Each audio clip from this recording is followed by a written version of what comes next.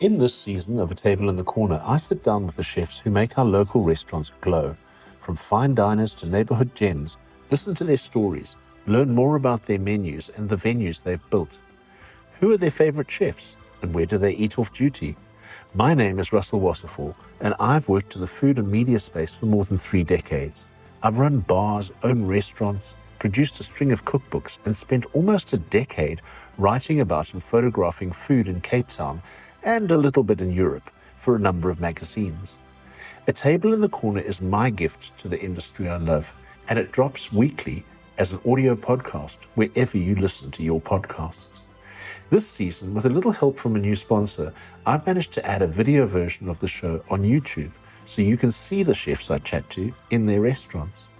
I'm also working with Sash and Misha, the talented duo from Socially Unacceptable, who help brands craft clear, creative strategies for digital marketing. There's a link in the show notes to their profile page, right under the one you can use to contact me. That's it. Now you can sit back at your table in the corner and enjoy the show.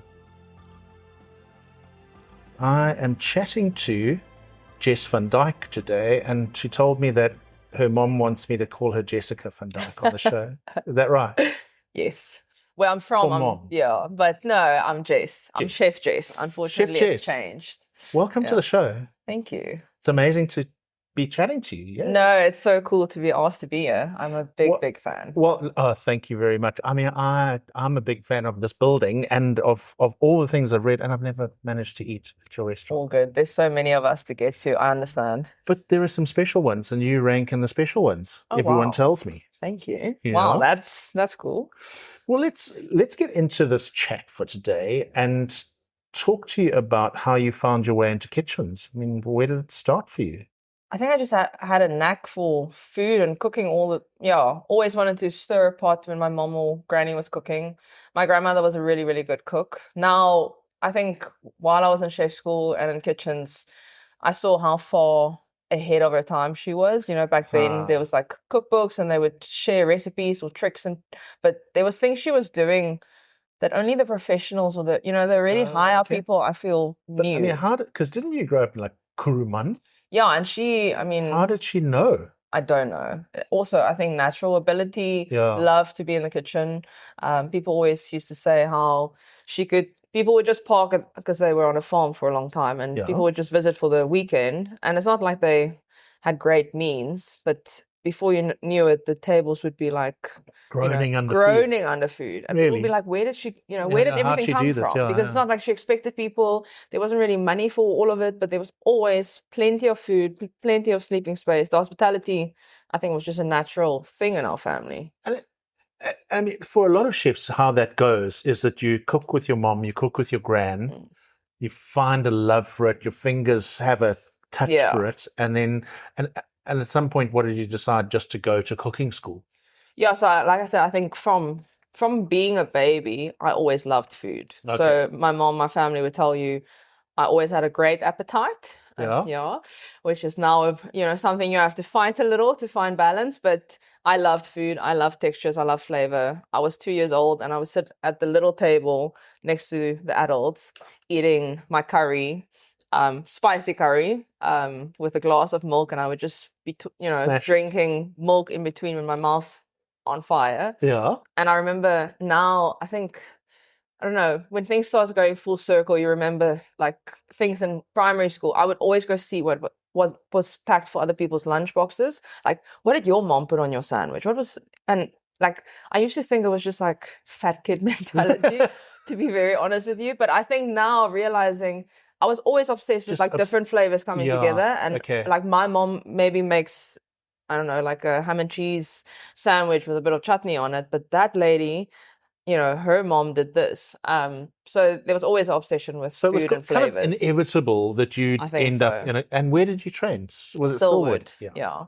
So then in high school, or actually primary school, towards the last 2 years of primary school, we got BBC Food, and I was obsessed with watching Ready Steady Cook and James Martin, Ashley Harriott, those dudes. I was obsessed. I haven't thought about those chefs for a long time because they sort of fell off the map as a new generation came in. I had such a crush on James Martin. He was the sweet, the pastry guy, and so where I was from, you didn't get mascarpone cheese or creme fraiche or the stuff they would be using. Yeah. And if we got fresh herbs, it's like rosemary, thyme, or curly leaf parsley. I mean, so back in those days in Kuruman, did they have to send a messenger to run? Everyone used to joke it wasn't a that stick. bad, but I think our shops did evolve later. I remember we Yeah. got a big Pick and Pay, and it was the first time I saw fresh herbs and not like the whole array. There would be either basil or mint. Yeah, Or okay. if someone went to Kimberley, my best friend's mom was also a big foodie, and she would go to Kimberley and buy like pesto from the Woolies food there. And so if I wanted to do anything in town, I could phone her and be like, do you have this in your pantry? Or do you have a bit of basil for me or Okay. whatever? Because you didn't get everything there.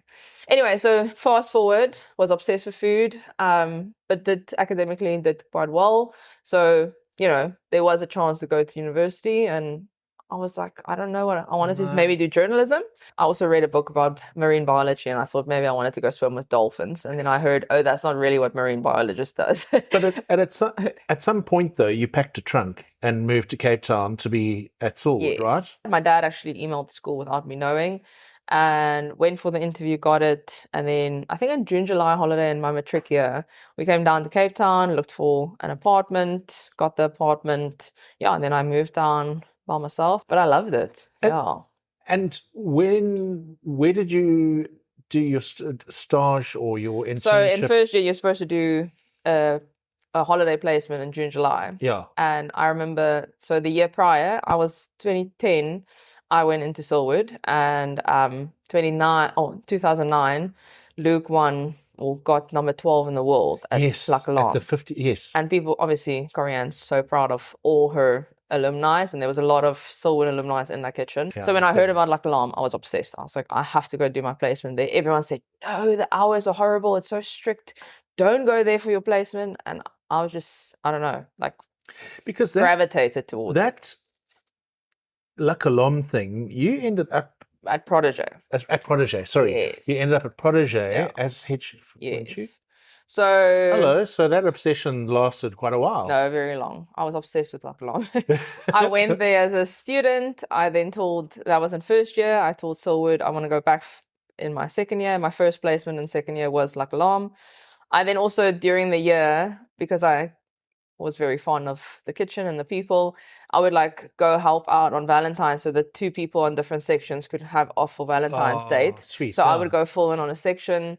Yeah, I was just, there was a love and I don't want to say obsession, just like a real magnetic thing for you about Luck Alarm. Yeah, and I stayed there. So my third year, Scott asked me to come do third year. I did it. During third year, I thought, okay, I want to go do the yachts afterwards. And James Garg, was he? So he was still a CDP at the time. During my third year, I think he became senior CDP. After that, he was sous chef. He just moved up. Yeah. So he was a year above me at Silwood. And at some stage, that love affair had to end, and you left to open your own place because you came out of Luck Alarm Kitchen. You went to Protégé. So I left Protégé. I left Luck Alarm to go do the yachts eventually when I was a sous chef. So I left for like about 2.5 years. James then asked me. They had prompted me for a few other. LBC opened and they needed me to go back to Luck Alarm. Foxcroft opened. They needed a sous chef. But I just didn't feel ready to go back. Wasn't the moment. I needed to change, or I needed a change of scenery for a bit. And when James phoned me, I was back from the yachts on holiday, and he phoned me saying, "Oh, do you want to go for a drink?" And I was like, "Something's up." And then eventually I said, we were at Peddlers, and I said, "Okay, well, what's up? What's the offer?" Because in my head I was like, "There's nothing they can really offer that." And then he said, "Do you want to be head chef of Luck Alarm?" And I was like, "Done. I'm coming back." I wanted to come back to industry. The yachting world is amazing, but I felt like what I was doing didn't matter. Like people that, I don't know, students of mine was progressing in industry this side, and I was missing out. So I knew I wanted to come back. What were yachts like? Did you do well out of it, but it just wasn't for you, or I mean, my crew was the lifestyle's amazing. The money is amazing.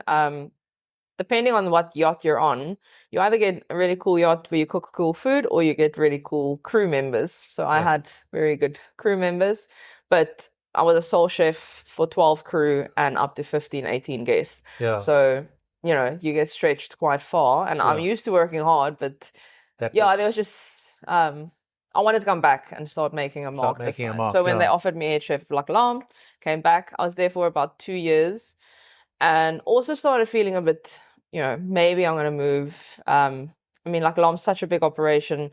There's the executive chef, there's a chef owner, and then I was the head chef, but I felt like I was just I wasn't being head chef. You know, there was stuff that I wasn't being able to do yet, which I understand. Yeah. And then they offered me protege, and I was like, that's what you my wanna do. stepping ground. I needed their guidance still, but I needed to move away a little. And to operate independently. Yes. Like, yeah. And then COVID hit. So there was a lot of implementation, a lot of creative things that had to happen. You know, now you have to take away boxes. Now you have to make the hard decisions with staff. Because, and that's the thing, people forget that even La Colombe had to make plans to Exactly. survive Yes. and to keep their teams No, alive. I mean, I would never want to be in that position. Having that many staff members, and, you know, it's core staff members. It's a really hard. Anyway, so I was at Protege for about 2 years. Then a friend of mine who was sous chef with me at La Colombe, he had stopped cooking for 7 years, and he opened a shop with his girlfriend, and he eventually then went back into cooking. He got the head chef job at Ching Ching Tori. Yes. And everyone got COVID, and Asher passed away.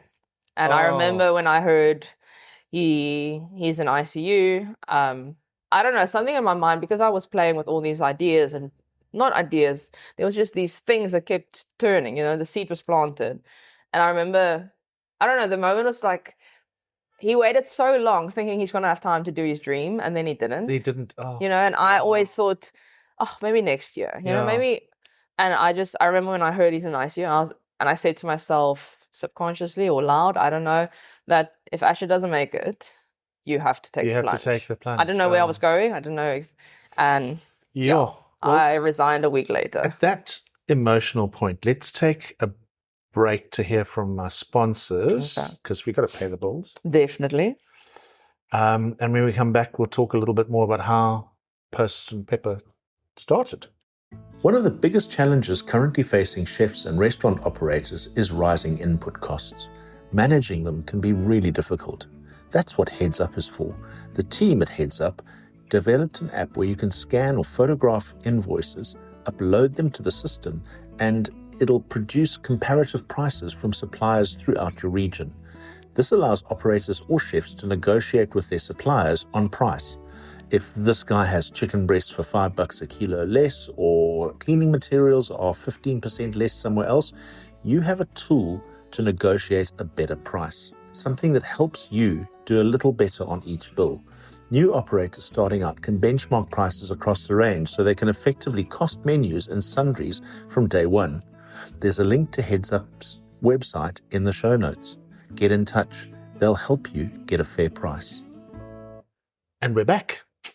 So that was heavy, right? COVID. Yeah, I think sometimes you need something that gives you perspective. You know, we all get so in the grind that you forget time is limited or time is not given. Yeah, I had to send in my resignation letter. It was a difficult time because the La Colombe group was opening the restaurants at the waterfront. So they were spreading their core staff quite thin. You're a key member of the team. I was. And I knew if I don't move with all those movements, I will never want to leave them. I mean, Scott was like, oh, well, it's still not good timing. I'm like, I know, but it would be worse timing if I did it in December that year. You know, exactly. I needed to move with the movements. And then, I finished, didn't know where I was going, but I knew I wanted to open a restaurant in Stellenbosch. So we are sitting now in the most beautiful building in Stellenbosch. It's gorgeous, this old post office. How did you come to be here? So I sulked at home for like 2 days, not knowing, how do you start opening a restaurant? I had no clue. Because you'd always been functioning in the kitchen. You'd never been on the entrepreneurial side of the business, right? You can ask my family. I out loud said, I'm always going to be a sous chef. I love being a sous chef. I like implementing someone else's vision, making sure the team is consistent, making that dream come true. But I always felt I didn't have my own creative eye, if that makes sense. Like I didn't know creatively how to put things on plates. That's how I felt. That's amazing, because from the reviews and the chatter, you're so far from But that. Protégé helped a lot with that. I think okay. like spreading my wings, getting to grow in that department after COVID, especially coming back. You cook in lockdown, and then I started implementing dishes at Protégé, and I found my creative. It wasn't as fine as what like Lam was, but it was still pretty and elevated and whatever. So then I started driving to Stellenbosch, and I was driving up and down the roads, and I had a idea of what I wanted. Yeah. I knew I didn't have an established. And why Stellenbosch? Sorry, to interrupt. I'm from a small town. And I even when I was living in Franschhoek, I really liked Franschhoek, but it was quite far out. There's not really schools. The community is very broken because there's a lot of like overseas people that comes and goes, a lot of hospitality people, but there wasn't really community. Where I knew Stellenbosch had really good schools, very good culture, and enough of a klein dorpie vibe with enough feet, enough tourists, enough money. Yes. You can't open a fine dining restaurant in a space that doesn't have enough feet. Take it from me. We opened not a fine diner, but an elevated diner in Prince Albert. That was stupid. No, I even toyed with the idea of like Greyton. Oh, so beautiful there. Like, wouldn't you want to live where the horses just walk down the road? It's like idyllic. But business-wise, it wouldn't make madness, sense. Yeah. So I didn't know much about Stellenbosch, but I knew that kind of thing. Like, was there a sign on the side of this building? No, I actually went to look at different spaces across the road. And one of the agents, I didn't see a lot. I think I saw 3 spaces before this. They were all the size I thought I needed. Until I stood in there and I realized it's too small. But that means my rent that I put on my budgets was going to be double. Yeah. So the space is too small. I'm not opening a sandwich shop. But also my budgets now don't make sense because everything is doubling. And then one of the agents actually said, I've got one more space. And he sent me the link. And I thought from the outside, the building looks so boring. I didn't know the history of it. I was like, also, I thought this was the corner on that side. Oh, okay. It's now a little bit better. It's more up and coming, but there is a side to Stellenbosch that you don't really want to settle in. Yeah. But I came to look, and from the outside, I was like, oh. And I walked in, and I was standing around about there. And when I looked back, and I saw the windows and the door, it's all the original, like the brickwork. I was like, this can work. And by that time, I already had a full Pinterest board. So that was on my Pinterest, the booths with the lights and the arches. And then the door and the windows had arches. And I was like, that works. I was like, I want a bar that's an arch. So at first, the bar was going to be on this wall. Yeah. But then we moved it to fit the kitchen nicely. Yeah. And then the whole time, I was like, no, it's too expensive. It's too big. I left. I then got my parents to come look. My dad walked in and he said, it's too small. I was like, what do you mean it's too small? Because what do you seat now? 40, 45. 45, yeah. Okay. Which is a nice size. It is quite tight, but we optimize the space. Like, there's nothing we can do to make it, or there was no space wasted. So you signed on the dotted line. Let's jump forward. How did you go about like designing a menu? What was driving you with the menu and with the way you cook? Because it's not fine dining, but you call it fun dining. Yes. Right? Because it's kind of a casual take on small plate. Yes. Yeah. So I think I always, growing up as well, my mom and I would go to a coffee shop, and we would order the quiche and a sandwich and we would share. So we've always liked choosing 2 of the best things that stands out to us, and then we share it. Yeah. So that's always been something that I grew up with and that we frequently do. We still do it today, whether it's, a steakhouse or, So I think that naturally I wanted people to be able to share a lot of different things. And me and my friends would go out, chefy friends, day out, you go splurge and you eat all the lekker things. So let's say we go to an Indian restaurant, you would choose all the things and then you share and you're like, mid-bite, you're like, did you try that? Or try that sambal with this. So I wanted that kind of interaction around the table. Okay. But also it came quite subconsciously. Some of the stuff that came together wasn't planned. I didn't have it written down. It really came authentically. And so like I still get a bit emotional about it if I think about it, you know, because it wasn't planned and it worked out so well, like the color palettes and the uniforms and anything. So that's how that came about. Menu items at the time was, what do I like to eat? You know, I really love mac and cheese. I always make loaded mac and cheese at home. Again, bit of a, indulgent. Yes. But so actually that's the next thing that I wanted to know, is that if you were to choose a dish on your menu that kind of talks to how Chef Jess cooks, or talks to how you want people to enjoy Post and Pepper, what would it be? What sort of typifies what you do, who you are? I think at the moment, the two dishes, I'd say there's two. So our signature dish is the pork lollipops. I really love a chicken wing or a rib. So I like meat on the bone. Yes. And it used to be lamb belly. Got a bit expensive and too small, and the sizing was inconsistent. But I wanted the same dish we made with lamb ribs, and I tried to clean the bone and because. So you just pick it up and eat it. Yes. And I just couldn't get it pretty. I couldn't get it consistently looking nice. I just imagine that would be difficult. Yeah. And I then took it off the bone, cooked it, pressed it, and layered it, and plated it. And I was like, no, you need to. So then I put a skewer in it, and that's how the lollipop was born. But then eventually it changed to a pork lollipop because of the sizing. Yes. So I would say that it's two huppies. Yeah. You take one, I take one, or you haven't taken one, I take my bite, and I'm like, you need to try that, and then we both share that moment. So I'd say, that's why it's still on the menu. So there are two things there, because and sorry, I'll let you go on the next one, but there are two things there. So there's the very, very clear intention that it be shared. Yes. That's one thing. But also the amount of work you do to get to it. Yeah. So it's perfect. Yes. Right? Is that you? Are you a bit of a perfectionist as a chef? No, I think sometimes I feel process driven. Sometimes I feel like I wish I can go back into a long kitchen or a very fine dining kitchen, because there's certain things that you do start slacking on, just because I also know what it costs to chuck that in the bin. You know what I mean? So there's certain things where I feel I have relaxed a bit and made it easier, or like I know how to cover it up, but at the same time it's just food, and I don't want to be at the level where it gets that intense. Yeah. So the other dish is the prawn. So it's a butter roti.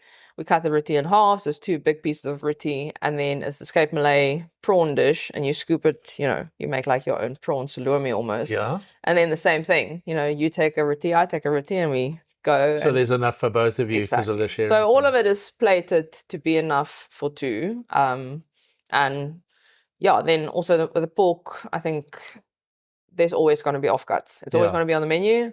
So there will always be a dish that uses trimmings. Trim. So our previous mac and cheese had a Spanish-style pork ragu. So we would make a really good base, and some of the trimmings would be cut up and then cooked into this sticky, ragu. At the moment, we have a pork raviolo. So the trimmings get cooked into the sticky onion marmalade, Jerusalem artichoke. Yeah. It's very interesting that the sort of shared plate style does allow a chef to sort of fiddle a lot with what's left in the kitchen, right? I think so. Because you can be creative and put things in, like the pork trimmings going into a mac and cheese. That's fantastic. And your diner's got, wow, what a fantastic dish, how tasty. And you're kind of economizing. Yes. Oh. Yeah, you have to. I think there's just so much wastage in this game. And like I said, there's certain things that justifies it, but when you start getting 5-liter containers of pork, and you can't even use it all for star food, you can. So then you have to think, okay, can I make it better? How can I? Yeah, I mean that's where the business hat comes in, I suppose, and you learn as you go. It's because it's so much a business, and here you are, you're an owner operator chef. Yeah. So it's like, I'm going to say, let's hear from our sponsors again. Okay. And then we'll come back and chat about the watch list, who you're looking at. Anyone who listens to the show regularly will know that my absolute favorite burger in Cape Town is Zuni Wagyu. that's about not just the quality of the burger, not just the amazing flavor, not just about the tallow fried chips. It's about how cool this little business is. There's two sons of a couple of Eastern Cape farmers who sustainably raise Wagyu, got together to help their dads sell their Wagyu. Because Wagyu is a premium product, a lot of the people who buy from them were buying the prime cuts. So they were left with a lot of meat, and their beautiful pasture-reared animals were there was a lot of waste from it. So these youngsters decided that they were going to start a burger shop and use the excess meat and fat to fry the chips, make amazing smash burgers and sell them to the public. So it's a direct farm to fork operation, and it's incredible. It's an incredibly well-branded, well-thought-out little business, and it truly embodies the spirit of farm to fork, or farm to bun, as they call it. I love this operation. It's starting to expand, and it deserves all the success. And we're back. We get where you are and how you're operating, and you are sitting on a lot of wish lists and kind of being recognized for how you cook.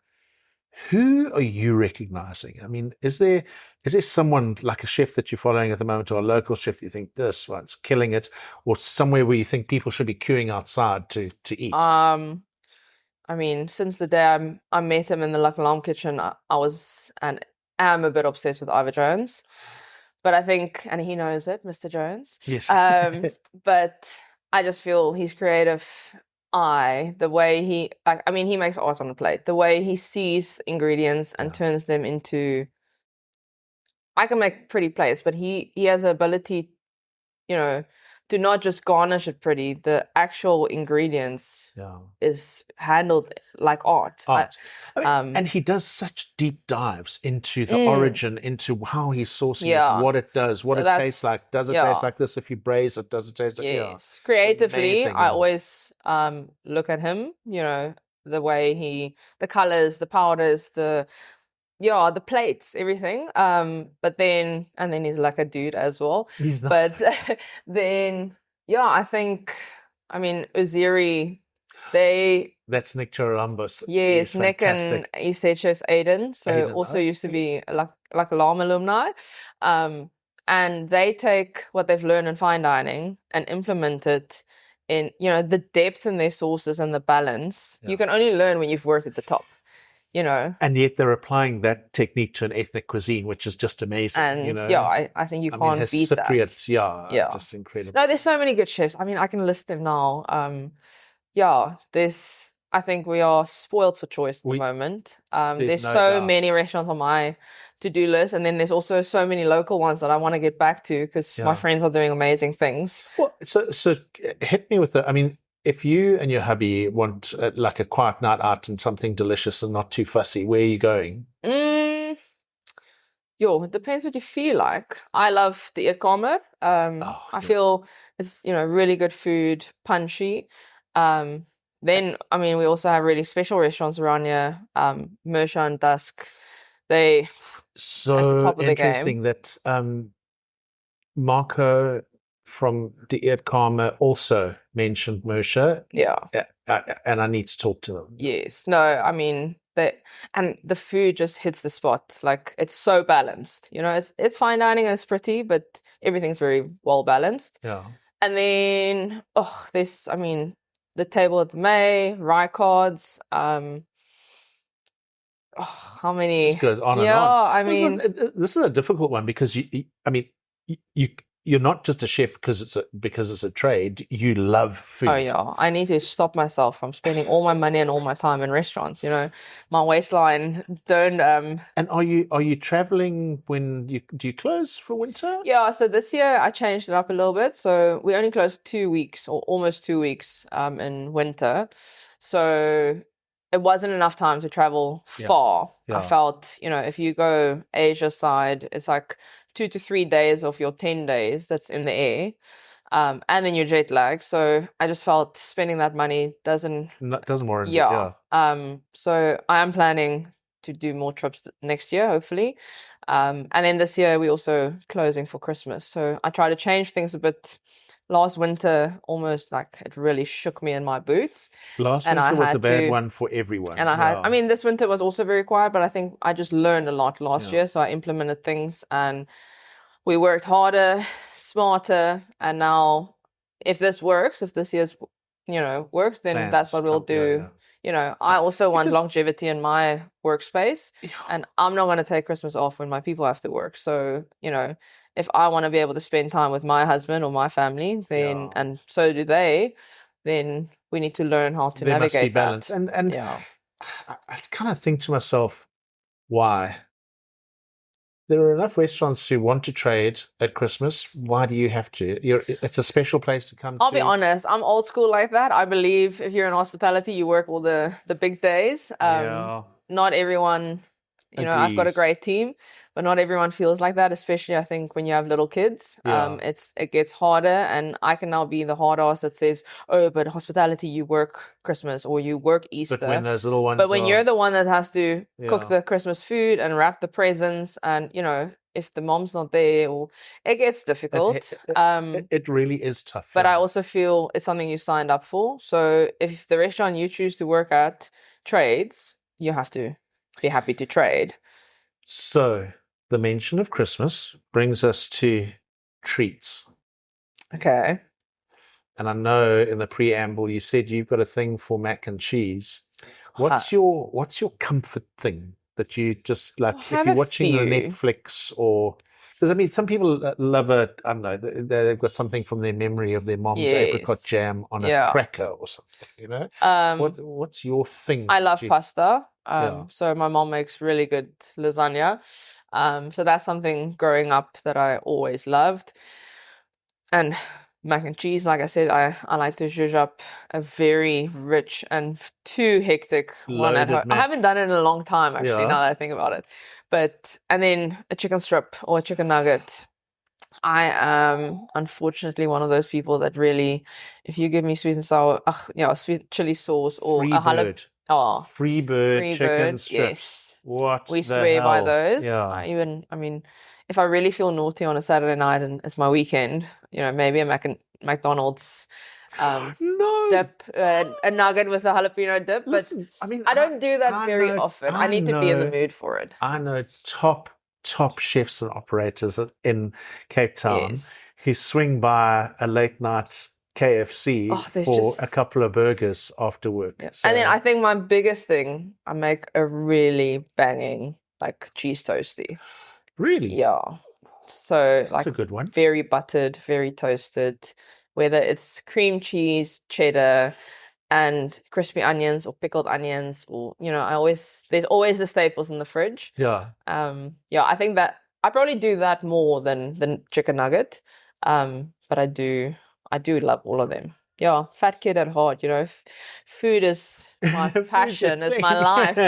Anything goes. And I'm one of those, I don't eat just to eat. I can have everything in the house to make a mac and cheese, but if I feel like Thai green curry now, then I'm going to go get the stuff to make Thai green curry, because that's what you feel to buy the Thai green curry. But yeah, I'm very specific as to if I feel like those flavors or textures that's what you're going to get. Chef Jess Van Dyk, thank you for being on the show. It was amazing of you to come on the show. Thank you. I feel there's so much more we can talk about. There's probably tons, but we've got to kind of limit it so everyone can squeeze their way in and listen on the way. Okay, that was Chef Jess Van Dyk from Post and Pepper Restaurant. If you're in Stellenbosch, make a booking and get yourself a table at the corner. Table in the corner? Yes. You get a table in. Are there tables in the corner? There is tables in the corner. Table in the corner at Post and Pepper. Thanks for listening.